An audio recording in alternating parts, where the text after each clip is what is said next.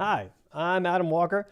I'm the co-founder of Edgewise.media. We are a podcast-first marketing content agency, and the reason we started that agency is because of what I'm going to talk about today. I believe that a podcast is one of the best things you can do to grow your business. And there's a couple of different reasons why. I'm going to walk through all of that, and this presentation will be available at a link at the end of this as well. But I'm going to convince you that podcasting is amazing for your business. So the same place, if you remember 10 years ago, blogging for business was a big deal, and every business should have a blog because it's great for SEO and it's great for all this. It's great for creating content. That's the same place that podcasting is at today, except that we're at the early stage of it, and everybody's tried to create a podcast, and most of them don't continue with it. They don't succeed. And so because of that, those that do, that stay with it, that get past 10 episodes can succeed. So I'm going to walk you through all of that in this session. So let's dive in and get started. Podcasting for business growth. This is just fantastic. So again, we're Edgewise Media, a podcast first marketing content agency. So why podcast? Just a few stats here. These aren't necessarily the newest stats. They're probably stats you've seen before, but let's go over them anyway. 51% of Americans have listened to a podcast, with 32% listening in the last month. Nearly 1/4 of Americans have listened to podcasts weekly. That's a big deal. Podcasts are, in my mind, and this is the foundation of this entire concept. So if you don't hear anything else I say, listen to this. Podcasts are the easiest and fastest way to create high value content. Let me just say that again. Podcasts are the easiest and fastest way to create high value content. And here's what I mean by that. High value content is content that is rich with meaty things that your users or your fans or your audience care about. So a few examples of content like that are, of course, podcasts, blogs, white papers, videos. There's probably a few other examples, but those are kind of the ones that come to mind immediately. But here's the problem.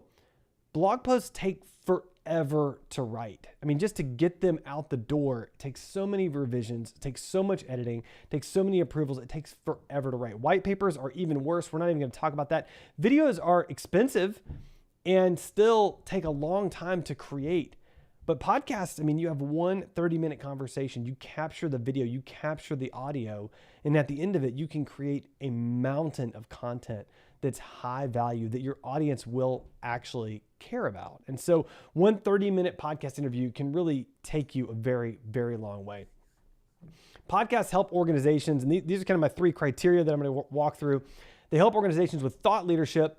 So interviewing thought leaders makes you a thought leader and helps to build your brand. That's the first thing. Podcasts help build brands. They build brand loyalty and they build brand authority. That's really, really important. The next thing is podcasts help you to build connections. I'm going to walk through all of that, but the reality is if you want to talk to people, you want to talk to important people, they don't want to be on sales calls, but they do want to be on podcasts. They do like talking about their expertise in their industry. And so they won't hop on a sales call, but they will hop on a podcast to be your guest. And last, podcasts can be used to create massive amounts of content. I'm going to walk through that at the end of this, but one 30-minute podcast episode can power all of the marketing content that you need to help grow your organization from a marketing perspective. So podcasts build brands. This was fascinating to me. When I went in to do the research on how podcasts affect brands, I didn't really expect to find numbers that were this strong, but it was just incredibly impressive. This is a BBC study, and it found that it helped generate a lift in awareness, 89% lift in awareness, more brand consideration, 57% increase in brand consideration, a 24% increase in brand favorability, and a 14% increase in purchase intent. And so if you've got a podcast and it's connecting with your ideal client or your ideal customer, it's going to help to elevate your brand in their eyes and is going to help you to make more sales and, of course, grow your business, which is why we're talking, right? So the next thing podcasts help to do is build connections. This is actually my favorite way that podcasts help because it's just kind of amazing. Because here's the thing, right? Think about your ideal customer. Think about your ideal client, the person that can spend the most money with your organization or really take your organization to the next level. And imagine emailing that person. There's 2 emails you can send. Email number 1 says, hey, I've got this great product. I have this great business. I have this great service. I'd love to tell you about it. I know it can make a huge difference in your life or your business. How likely are you to get a response from that client, that customer? Not likely. But if you email that same person, you say, hi, I have a podcast that you would be perfect to be a guest on. Can you come on my show and share your expertise? And in doing that, you can then build a relationship with that person. And then in building a relationship with that person, you can begin to share with that person what you do. And then eventually, maybe, possibly, that person can become a customer or a client. So it's a way of building your network with the right people in your network that can eventually buy from you. And it's a much easier way to have a conversation with somebody than to say, hey, can we have a sales call? Because nobody wants another sales call, but we will all hop on a podcast and have a great conversation. So it helps to build connections.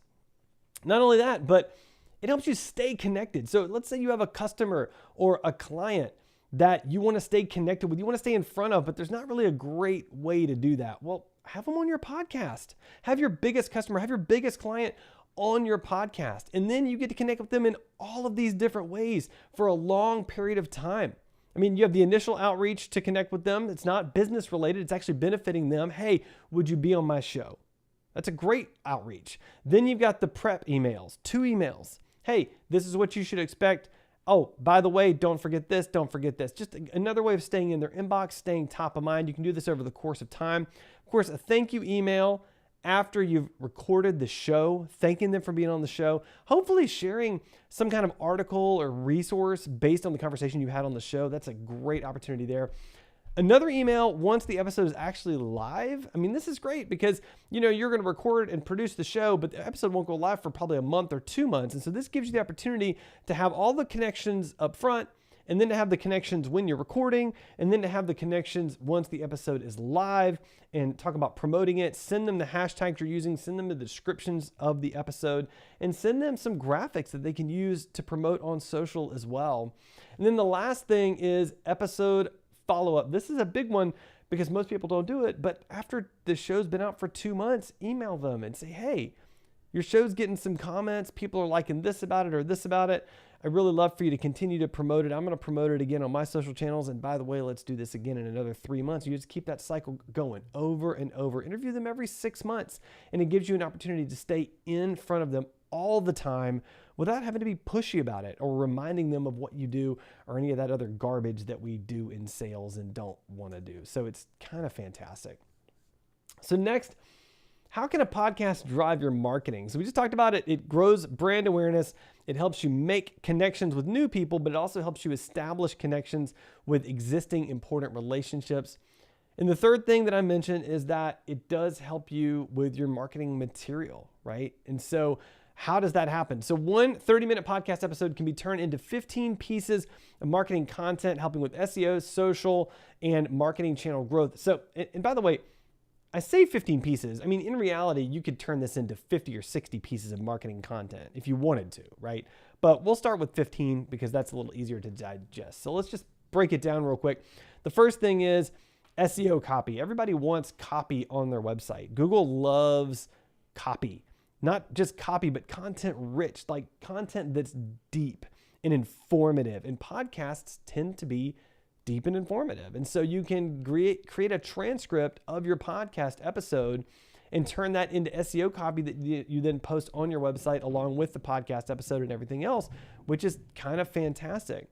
Next, you can create 3 to 5 short videos. So you don't have to even create long videos, but when you record the podcast, make sure you're capturing video and audio, and then you can you can cut up 3 to 5 short videos to use for TikTok or Reels or Instagram or Facebook or LinkedIn or whatever you want to use it for. You can cut them up all kinds of different ways, and you can polish them as extensively or not as you want to. It's totally up to you.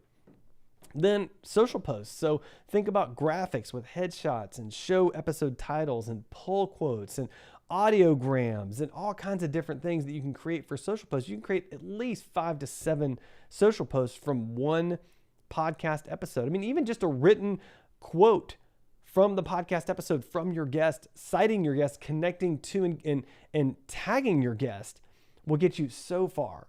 Next, the live stream. I mean, take your podcast and then edit up the video and make it professional and add in lower thirds and add in an intro and an outro and make it into a live stream, because you can do that. A live stream doesn't actually have to be live. It can be pre-recorded, and then you can use a platform like Restream.io to stream the recorded video out to all the social platforms that you want. It's kind of fantastic. And of course, the last piece of content is just the podcast episode itself. I mean, that is a piece of content. It's the main piece of content. It's the starter piece of content, and it's a fantastic piece of content that I hope everybody loves, because I'm a big fan of podcasts. So podcast KPIs, everybody wants to know. I mean, this is the thing, right? Like, every organization wants to know, like, what are the KPIs? What are the key performance indicators? How do we know this is successful? And I think it's dangerous to only look at unique downloads for podcasts. And that's why I put this slide in here, because I want to make sure that I'm covering this, because unique downloads are fine as a metric, but that's all it is. It's one metric. You don't know if it was downloaded and listened to. You don't know if it was not listened to. You don't know if they streamed part of it, but not all of it. Some platforms will tell you that. Most will not. It's really hard to get good download metrics about podcasts. So in my mind, you have to look at it a lot more holistically, right? So how much marketing content did you create from the podcast? How much engagement did you get from that marketing content? So the video clips that you created for Reels from the podcast episode, how many comments did you get from that? How many likes did you get from that? What's the engagement look like there? How much website traffic have you been able to drive because of the podcast and because of the content created from the podcast that's then shared out on social? How much SEO optimized content and backlinks have you been able to create? And how have you been able to level up your search engine optimization game through the content you've created from the podcast? Like, those are the types of questions that you want to be asking, because again, downloads alone are not the best metric. Now, if you're a nonprofit, I love podcasts for nonprofits. And that's not the primary topic of this conversation right now, but I do want to mention it, because I really believe that nonprofits should have a podcast, because of that whole brand thing. It's a big deal for nonprofits.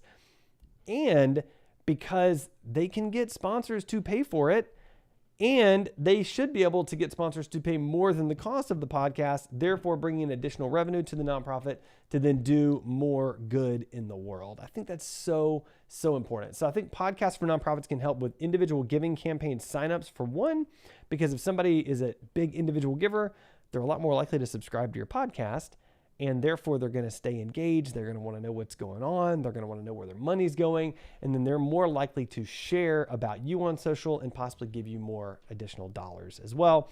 And then, of course, sponsorships. I'm a big believer that nonprofits should be able to go to their existing sponsors and get additional dollars to cover a podcast, because sponsors are loving podcasts right now.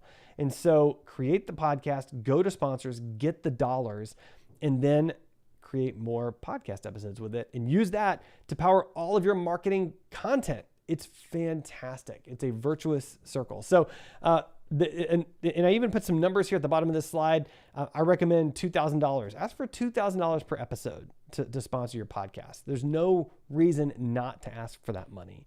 And if they can't do $2,000, see if they can do $1,000, because any money coming in is better than not. And it helps to power all of your marketing needs, which again, I'm a big fan of. So now let's just talk for a minute about what's actually involved in creating a business podcast. These are kind of all of the different pieces that you will need. And I might mention a few tools here and there during this part of the conversation, but I'll try to create more content around the specifics of these tools at a later time. So the first thing you'll need is a podcast creation. So you got to have a name, you got to have a logo, you got to have kind of an approach and a style. How long is it? Who are you interviewing? What's the structure of the interviews? All that. Who's going to be the host? You know, all that kind of stuff. You create the actual podcast. Canva.com can be your friend for this, so just bear that in mind. Next, guest outreach. So guest management is something that a lot of organizations don't really think about how complex it is, but there's a lot involved in guest management. And so be prepared to set aside some time to do guest outreach and scheduling and follow-up and all of those different touch points that I mentioned earlier, because there's a ton of different touch points that you'll need to do in order to make the guests feel welcome and feel prepared for their podcast interview. Next, audio production. You got to make sure it sounds amazing. So it's not just recording the podcast, but then it's also producing the podcast, which is kind of essentially deciding what to cut and what to keep. And then editing the podcast, which is the actual cutting and keeping and adding in the intros and the outros and the music and tweaking the audio quality and all that other stuff, white noise reduction and everything else. Podcast syndication. So this is what makes sure your podcast goes out to iTunes, Spotify, Google Play. It's actually easier than you think, and there are lots of different options for this, some of which are even free. Anchor.fm is a fantastic option that's free, that's owned by Spotify. It's not super fancy and super robust, but it does get the job done if you're looking for a free option. So something to consider there. Podcast hosting, I mentioned this earlier. Who's going to host the show? Because you got to have somebody with a little bit of dynamic personality that can add some variety and some intrigue and some entertainment to the podcast itself. So think about that carefully, and you could even consider a professional host if you want to go that route. SEO optimization. So what are you trying to accomplish from a search engine optimization standpoint? And how will the podcast questions lead into conversations that then lead towards those goals? And then how will you create transcripts in order to do all of that? There's lots of platforms out there that can help you with some of that, but just be thinking about that. Social media content, I mentioned this earlier. I mean, pull quotes, animated GIFs, videos, graphics. There's so many pieces of content you can create for social from one podcast episode. It's unreal. So just the sky's the limit. Be creative. It's fun. It's super fun. And video production. I mentioned this earlier. You can create lots of short videos from podcast episodes, and you can really get a long way with those videos. Like it's pretty fantastic what all you can do and the kind of quality content you can create. So that's all I have for you today. That's my quick overview about how to use a podcast to grow your business. I do want to provide you with this presentation. I will probably also embed this video on this webpage so you can get that presentation at the link that you see there. You can also see my company's website right there, edgewise.media. Our entire business model is creating podcasts and creating marketing content from those podcasts to help companies grow. So we're happy to do that. And you can email me, adam@edgewise.media, if you have any questions or looking for any more resources or material. I would be happy to connect with you. One more time, there are more websites to connect with me at as well. My own website, adamjwalker.com, my company website, edgewise.media, and my other company that I did not mention in this particular video, but you might check it out anyway, togetherletters.com. Love to know what you think about it. So thanks so much for joining today.